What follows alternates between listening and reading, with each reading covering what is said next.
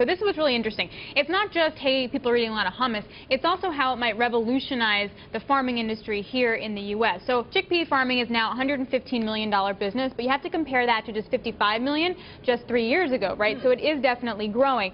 The main regions right now are Idaho and Washington. So they like that cooler weather because it attracts this fungus that's like humidity.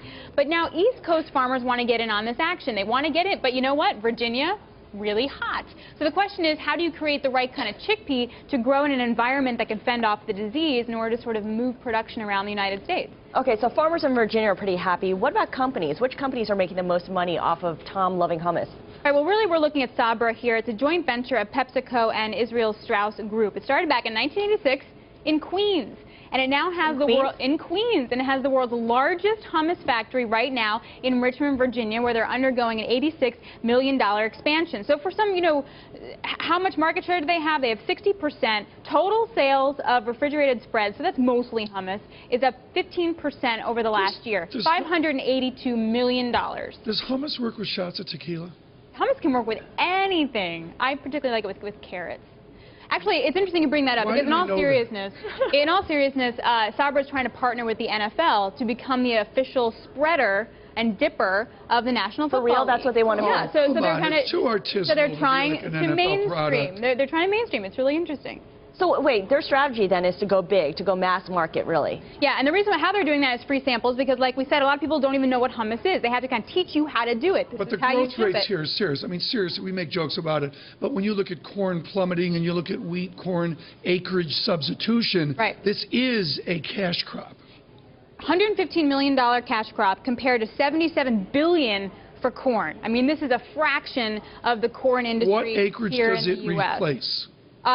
Currently, it looks like it'll be tobacco if it migrates over to the East Coast, because tobacco is very labor-intensive, right? It's really expensive to produce. And the farmers that I've spoken to in Virginia like chickpea because, A, you don't need fertilizer. It makes no nitrogen. B, you can do it yourself. You don't need a herd of people to do it for you, and the same equipment can be used to farm. So it's efficient and the turnaround is fast. Right.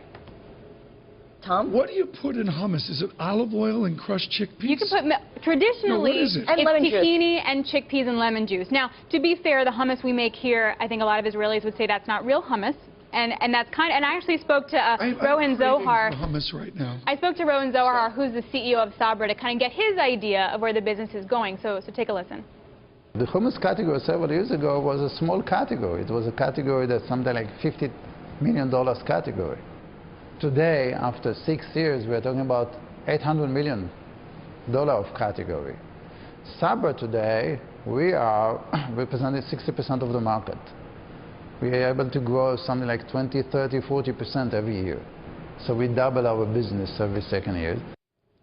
And to your point, what is hummus? What we're seeing now is companies like Sabra, like Tribe, trying to make it very, U.S. friendly. So like everything flavored hummus. Different types of texture that's very smooth versus chunkier, which is hummus. That would explain some of the big selections you see. Hummus whiskey would be We're not doing hummus whiskey. No, I definitely do not want to do that. We're doing black cherry whiskey. So. Black cherry whiskey? Oh. Yeah, well, it's like, you know. I don't think that's going to take off. I don't think it's going to help. They don't have flavored hummus in the Middle East? No, it's very traditional. They also have sort of darker hummus because there are two types of chickpeas. We use the one that doesn't have a lot of flavor. There's another type that's brown that has a lot of sexy flavor that we probably couldn't take here in the U.S. But the point is, if it's chickpeas, it's tahini, and if it's olive oil. I had Rohan Zohar saying, that's hummus.